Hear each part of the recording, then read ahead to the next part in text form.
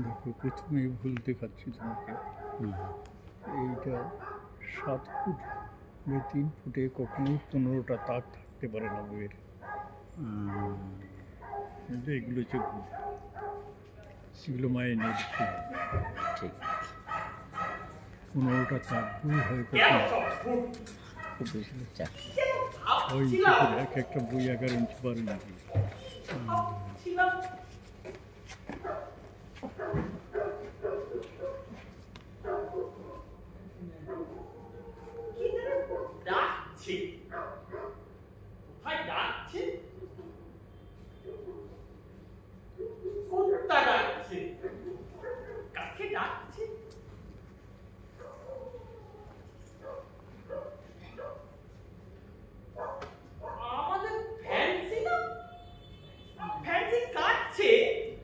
কিন্তু বুম্বা বুম্বা ফ্যান্সি কাটছে কেন? Stupid nonsense. শিগগিরই ওকে কোলে নিয়ে আদর কর, ওকে আমি খা।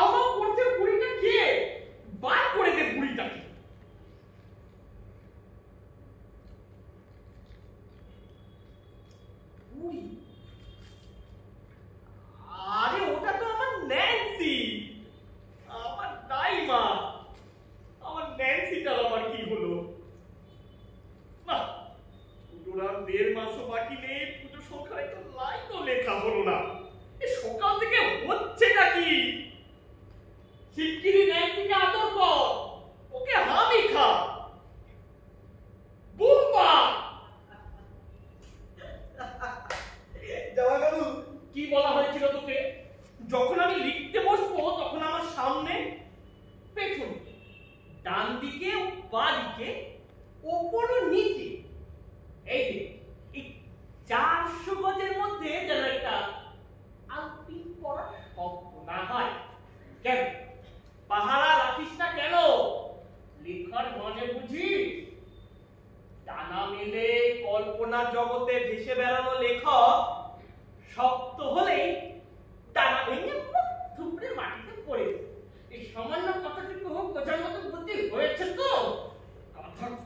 আরে দূর জামাইবাবু, কখন থেকে আনচান বকেই যাচ্ছে বকেই যাচ্ছে। আগে শুনবে তো কি হয়েছে। কি হয়েছে জানো তো, আমাদের ন্যান্সি দাইমা ছোট্ট ফ্যান্সিকে সহ্যই করতে পারে না। তার ফ্যান্সি কি করেছে জানো? আরে ন্যান্সির পেছন দিক দিয়ে পিঠে উঠে, ফ্যান্সিটা না সত্যি, আরে কানের পিঠ চেপে দিয়েছে।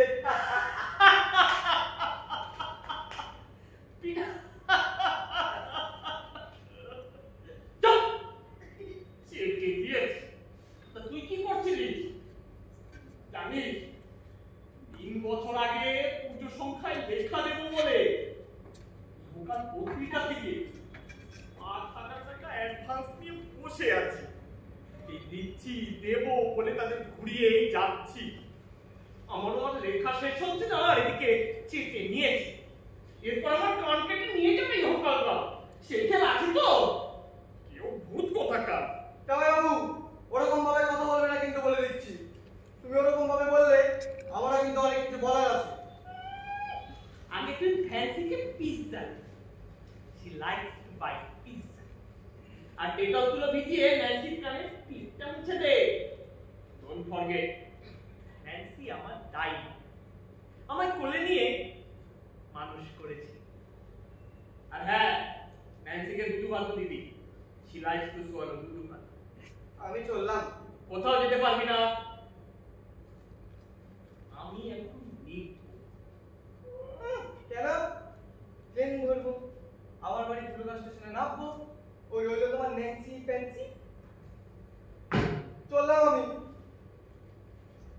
সে কি রে মুম্বা, তুই কি আমার উপর রাগ করলি? ভুলে গেলি তোর দিদি হংকং এ বদলি হয়ে যাবার আগে তোকে কি বলে গেল? তোকে বলল, মুম্বা তোর জামাইবাবুটা কি দেখিস? একটু দেখি। তা তুমি আমায় কত দেখেছ? গ্রামের বাড়ি থেকে যখন কলকাতায় নিয়ে আসলে বাবাকে কি বললে? চিন্তা করবেন না, ছেলে থিয়েটারে নেশা করেছে, ওকে আমার হাতে ছেড়ে দিন, আমি ওকে ওই সিনেমায় বা সিরিয়ালে চান্স করে দেবো। দিয়েছো? দিয়েছো চান্স করে? সে তো আমি দিতেই পারি। আর দেখছিস তো আমার গল্প উপন্যাসগুলো পরপর হিট করছে। তা তোমার গল্প, উপন্যাস, সিরিয়াল, সিনেমা হিট করলে হবে? আমাকে হিট করছো কই? হিট করে বললেই না করা যায় না, ঠিক আছে? এই কাহিনীর মধ্যে তোর বয়সী ছেলের একটা ভালো পার্ট থাকা চাই না? তা থাকছে না কেন পার? তুমি আমার কাহিনীতে খুঁজে পাচ্ছ না? এই কে বললো তোকে আমি লিখছি না? এই তো। এবার একটা লিখে ফেলেছি রে বুম্বা। ঢুকি দিও না তো জামাইবাবু। এ, তুই কি মনে করিস রে? হ্যাঁ, তুই না আমার একমাত্র শালা, আর কাঞ্চনাও তোকে কতটা ভালোবাসে বল। এই তো তুই দেখ না, আমি তোকে কোথায় তুলে দিই, তুই দেখ। তুলবে? হ্যাঁ, এই তোমার সামনে দাঁড়িয়ে আছে, চলো না, চলো। আরে বলছি দাও না, দাও না, যদি ক্যারেক্টারটা থাকে একটু করি। কি করে দেখবি? দেখো কাল সাত সকাল পত্রিকায় পুজো সংখ্যায় ছাপতে দিয়ে দিলাম না। পুজো সংখ্যায় বেরিয়ে গেলেই টেলিফিল্ম, তারপর তুই হিরো।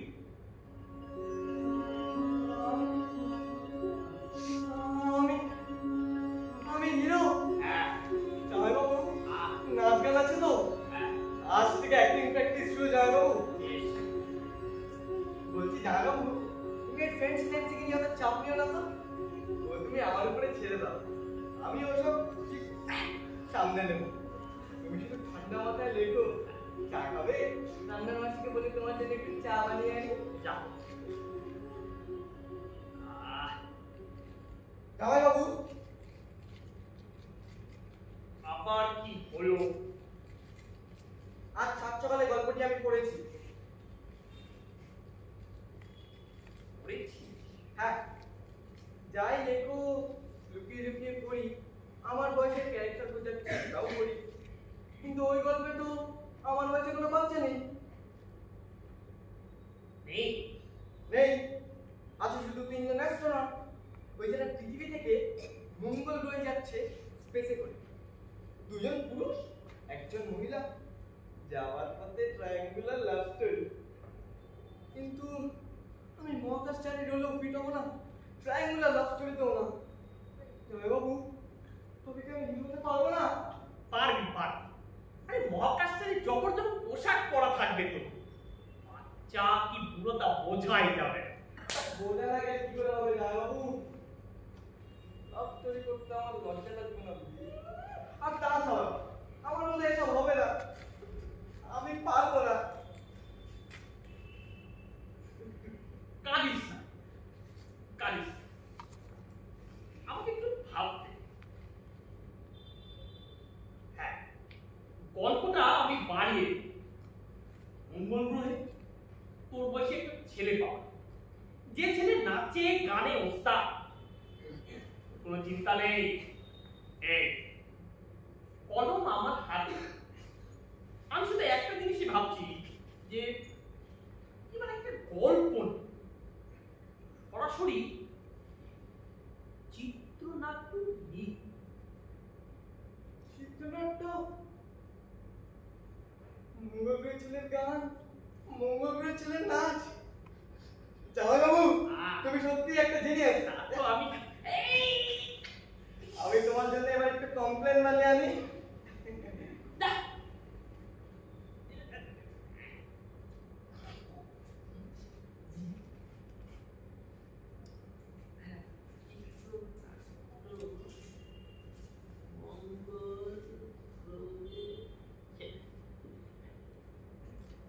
বন্ধ।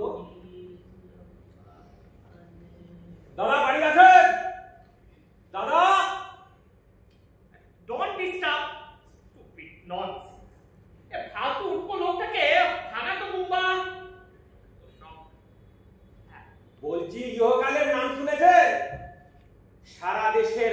নম্বর সাহিত্য পত্রিকা ইহকাল। অ্যাডভান্সের কথাটা মাথায় আছে দাদা?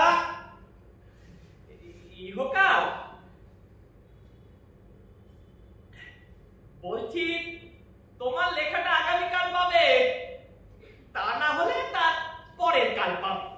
আর তাও যদি না হয় তাহলে তোমার 3 বছর আগের অ্যাডভান্স ফেরত নিয়ে যাও। আরে অ্যাডভান্স দেবো না, লেখা না পাই কই বাদ নেই, লেখককে তুলে নিয়ে যাবো এবার। ভদ্রলোকের মতো ঘর থেকে বেরিয়ে আসুন। হ্যাঁ,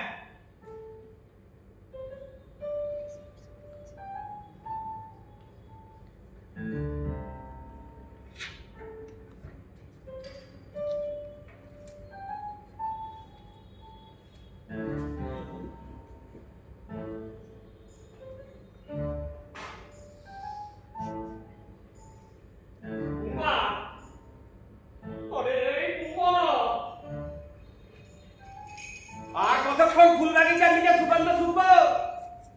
এবার দরজাটা খোলা হবে নাকি ভেঙে ঢুকে যাবো? ও জামাইবাবু, এ তো ভালো লোকের মতো দেখতে একটা লোক গো। একে তো আগে কখনো দেখিনি। এ তো ওদের লেখার তাগিদে এসেছে গো। ভাগা ভাগা। বলছি, লেখকের বাড়িতে হল্লা করা মানা আছে। জামাইবাবু অত্যন্ত নার্ভাস লোক, আর একটু হলেই পুলিশে খবর দেবে। তবে তুই আর শালা, তোকে তুলে নিয়ে যাই, চল। এই এই তোমার লজ্জা করে না একটা অল্প বয়সী বাচ্চাকে শালা বলতে? অসভ্য লোক। আরে এই শালা সে শালা নয় রে, এই শালা সম্পর্কে শালা, তুই জানিস শালা না রে? ও জামাইবাবু, এই ভালো লোক তো সবসময় নিয়ে গো।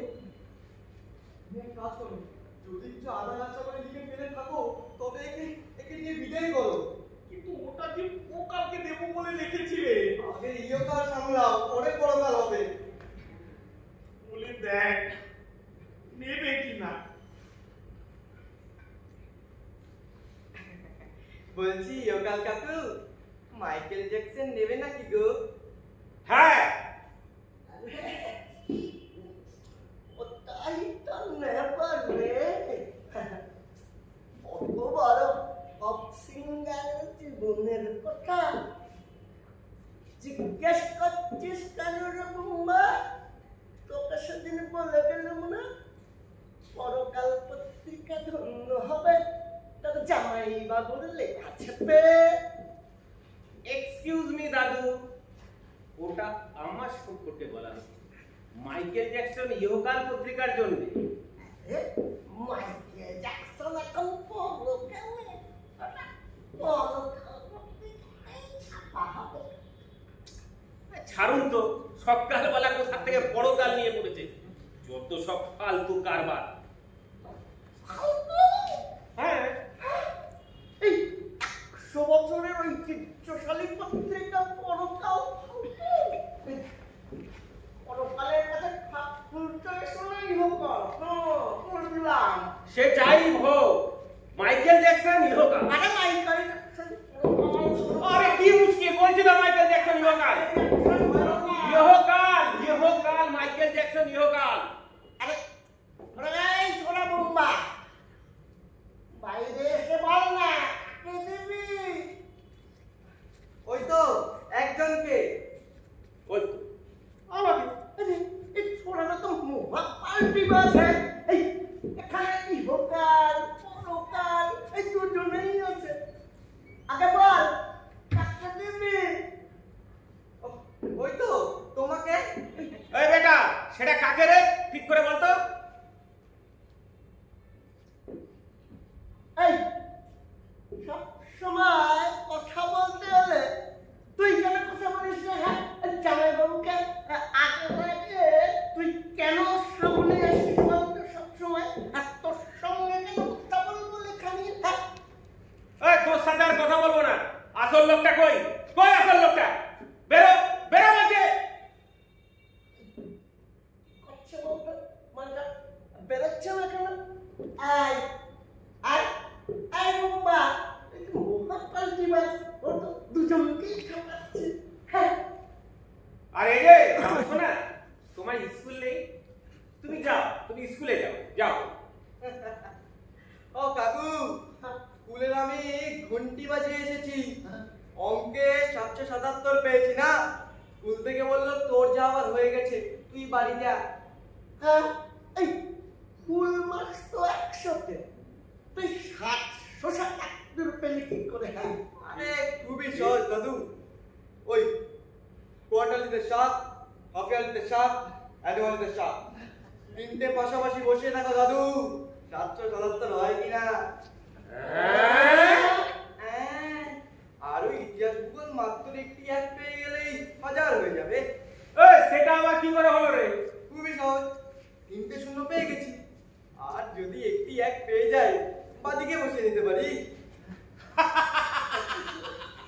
দাদু, আজকালকার এই ল্যাডদের সঙ্গে তুমি কথায় পারবে না, ওই কথার ছটায় তোমার চিত্র বানিয়ে খেলবে দাদু। ইসরো, উপমার কি ছিরি, ইহকালের মতো একটা প্রথম সারির ঐতিহ্যবাহী পত্রিকায় কাজ করছো। কি কাজ? আরে দাদু, ইহকালের সাথে আমার কাজের সম্পর্ক নেই, আমি হলাম প্রাইভেট এজেন্সি। এজেন্সি? হ্যাঁ, প্রাইভেট এজেন্সি? হ্যাঁ, ওই loan recovery agency. Bank, credit card, ওই বিভিন্ন জায়গায় পাবলিক টাকা নিয়ে রাখে, জানিনি? ওই পরিশোধ করার সময় আসলে গাইড শুরু করে দেয়। ওইসব আমরা কন্ট্যাক্ট বেসিস আর কি কালেক্ট করে দিয়ে যাই। আজকাল ব্যবসা বাড়ানোর তাগিদে লেখাটাকেও কালেক্ট করছি। এই যে লেখকদা, 3 বছর হয়ে তো টাকা খেয়ে রেখেছো। টাকার বদলে লেখা কিভাবে আদায় করতে হয় তার প্র্যাকটিক্যাল ট্রেনিং কিন্তু একবার নিয়ে এসেছি দাদা। বাহ, মনে হচ্ছে লেখাগুলো এখন গুন্ডা কালেক্ট করছে রে। বলি, কালে কালে হলোটা কি? হ্যাঁ, এজেন্সি লেখা কালেক্ট করছে। মা সরস্বতীর পদ্মবনে মুক্ত হস্তি। ঠিক বলেছো দাদু, ঠিক বলেছো। তা সরস্বতীর হস্তি, এটা কথাটা কেমন হয়ে গেল না?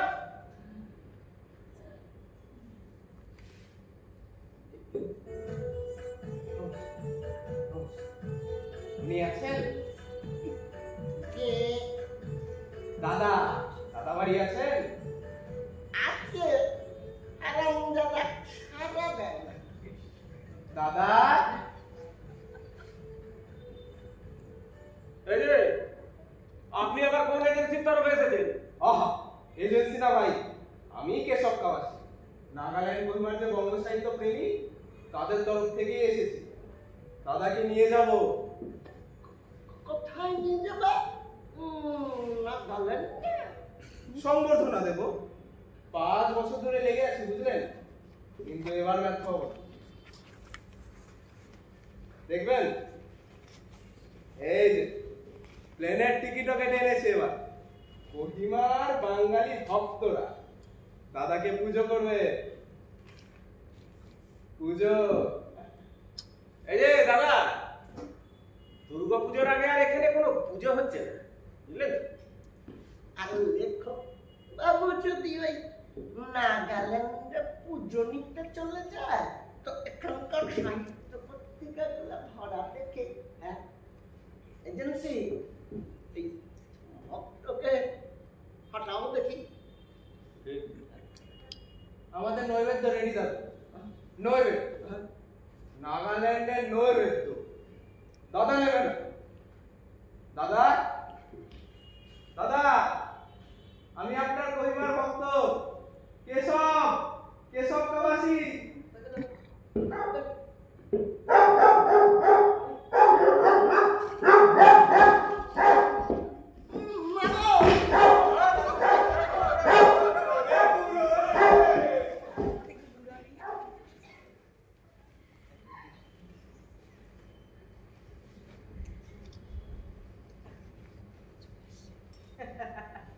জানু, বেরিয়ে এসো, পালিয়ে গেছে।